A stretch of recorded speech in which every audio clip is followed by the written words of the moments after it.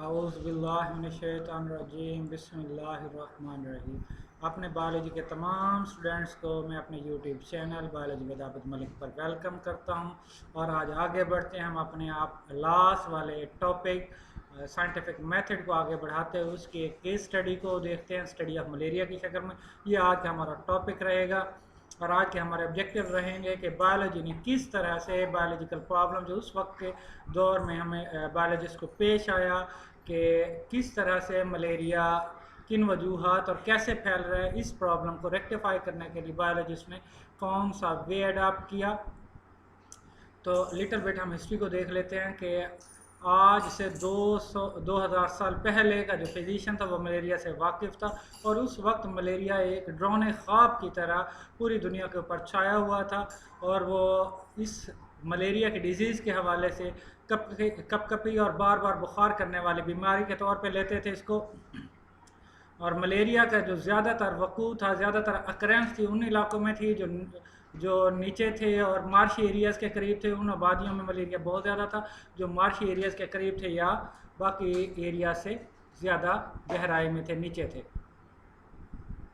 Little bit कुछ miss मौजूद थी और लोग ये एज्यूम करते थे कि मार्शी एरियाज़ में कुछ जो मार्शेस हैं वो खड़े पानी की वजह से हवा को जहर आलूद कर देते हैं, बैड कर देते हैं। ये अमूमी तौर पे कॉन्सेप्ट था और इसी वजह से, इस बैड एयर की वजह से लोगों को मलेरिया हो रहा था। और अगर हम मलेरिया वर्ड को कंसिडर करें तो हम कह सकते हैं कि ये एक इटालियन वर्ड था। मलेरिया बेसिकली इटालियन वर्ड है जो दो वर्ड से मिलकर बना है। मेला means bad and area means air.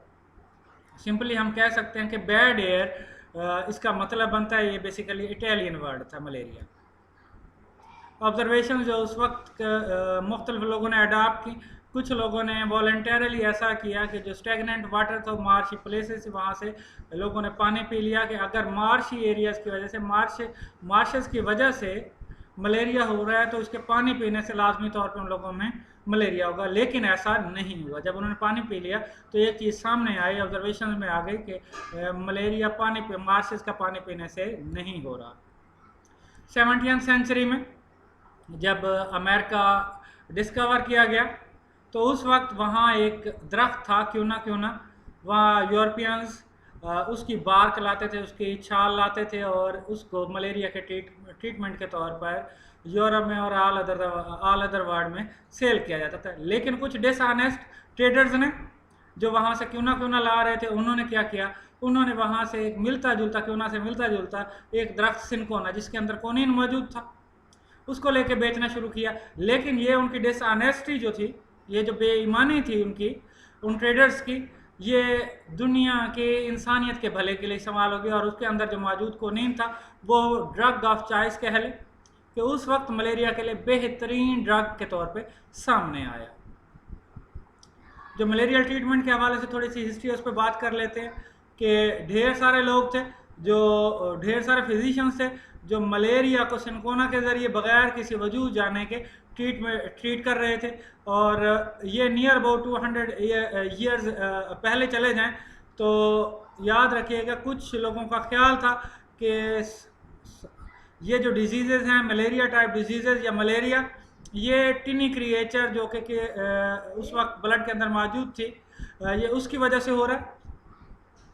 यहाँ पे हम एक बात कर लेते हैं कि जो सबसे पहले काम किया गया, एक फ्रेंच फिजिशियन थे लेब्रॉन, उन्होंने 1878 में मलेरिया के ऊपर काम किया और उन्होंने मलेरिया के जो काजेज थी उन्हें जानने की कोशिश की। इस सिलसिले में उन्होंने किया क्या कि उन्होंने वो मलेरियल पेशेंट्स लिए मलेरियल पेशेंट का ब्लड लिया और उन्हें माइक्रोस्कोप के नीचे ऑब्जर्व किया। और इस ऑब्जर्वेशन के नतीजे में उन्होंने उस मलेरियल पेशेंट के ब्लड के अंदर टिनी क्रिएचर्स को दरियाफ्त किया। लेकिन उस वक्त के जो साइंटिस्ट थे, जो लोग थे, उन्होंने इस बात पर यकीन नहीं किया। लेकिन इसके बाद भी काम चलता रहा। उसके 2 साल बाद एक और फिजिशियन थे, उन्होंने मलेरियल जो पेशेंट थे उनके ब्लड को टेस्ट किया, ऑब्जर्व किया माइक्रोस्कोप के अंदर। उन्होंने भी टिनी क्रिएचर को ब्लड के अंदर ऑब्जर्व किया, लेकिन उस वक्त तक कोई एक्सेप्टेंस नहीं मिली। After 3 years of second discovery, same creature were observed कि यही टिनी क्रिएचर ऑब्जर्व की गई मलेरियल पेशेंट के ब्लड के अंदर और उसको उस वक्त प्लाज्मोडियम का नाम दे दिया गया। 19वीं सदी के आखिर तक जो मलेरिया से रेलेवेंट बनिनो इंसान में ऑब्जर्वेशन डिवेलप हो चुकी थी कि मलेरिया अमूमी तौर पे मलेरिया का और मार्शी एरियाज का कोई रिलेशन मौजूद है। और दूसरी ऑब्जर्वेशन ये बन गई कि कोनीन जो है एक अच्छी इफेक्टिव ड्रग है मलेरिया के खिलाफ। तीसरी जो ऑब्जर्वेशन थी कि अगर मार्शेस का पानी पी भी लिया जाए तो मलेरिया नहीं होता। और जो चौथी ऑब्जर्वेशन थी कि जो मलेरियल पेशेंट है उनके ब्लड के अंदर प्लाज्मोडियम मौजूद है। इसी से इन्हीं ऑब्जर्वेशन के बेस पे हाइपोथेसिस ड्रा किया गया। हाइपोथेसिस जो ड्रा किया गया वो बहुत सादा सा था, Plasmodium is the cause of malaria, कि प्लाज्मोडियम ही मलेरिया की काज है। और इससे जो डिडक्शन अक्स की गई, अगर मलेरिया प्लाज्मोडियम मलेरिया की काज है तो लाजमी तौर पे मलेरियल पेशेंट जितने भी हैं उनके ब्लड के अंदर प्लाज्मोडियम का होना ज़रूरी है। फिर एक्सपेरिमेंटेशन की गई इसी डिडक्शंस के ऊपर। 100 मलेरियल पेशेंट्स लिए गए, ये एक्सपेरिमेंटल ग्रुप था। इनके ब्लड को 100 मलेरियल पेशेंट के ब्लड को कलेक्ट किया गया, इनके ब्लड को माइक्रोस्कोप के अंडर ऑब्जर्व किया गया। और इसी तरह एक और ग्रुप लिया गया जिसके हवाले से हम लास्ट टाइम भी बात कर चुके हैं, कंट्रोल ग्रुप। और उसमें 100 हेल्दी पीपल का ब्लड को लिया गया और उसे भी माइक्रोस्कोप के अंडर ऑब्जर्व किया गया। जो रिजल्ट्स है वो बहुत सादा से थे कि जो मलेरियल पेशेंट्स हैं उनके तमाम लोगों के ब्लड सैंपल्स के अंदर प्लाज्मोडियम मौजूद था। लेकिन जब कंट्रोल ग्रुप की बात की जाती है तो जो 100 पीपल हेल्दी पीपल थे उनके जस्ट 7 पीपल के अंदर या 7% के अंदर 7% ब्लड सैंपल्स के अंदर प्लाज्मोडियम मौजूद था। तो यहाँ से एक बात सामने आती है कि वो 7 पीपल ऐसे थे जिनके अंदर मलेरियल या प्लाज्मोडियम इनक्यूबेशन पीरियड में था और उस वक्त साइन सिम्टम्स में वाज़े नहीं हुई थी। ये वो रिजल्ट्स थे जिन्होंने पूरी दुनिया में आके मलेरिया के हवाले से एक साइकी कन्वर्ट कर दी और इस हाइपोथेसिस को साबित कर दिया कि Plasmodium is the cause of malaria. ये हाइपोथेसिस बिल्कुल ट्रू साबित हो गया। और यहाँ पे मैं बात करूँगा कि हमारा आज का टॉपिक ख़त्म हो चुका है।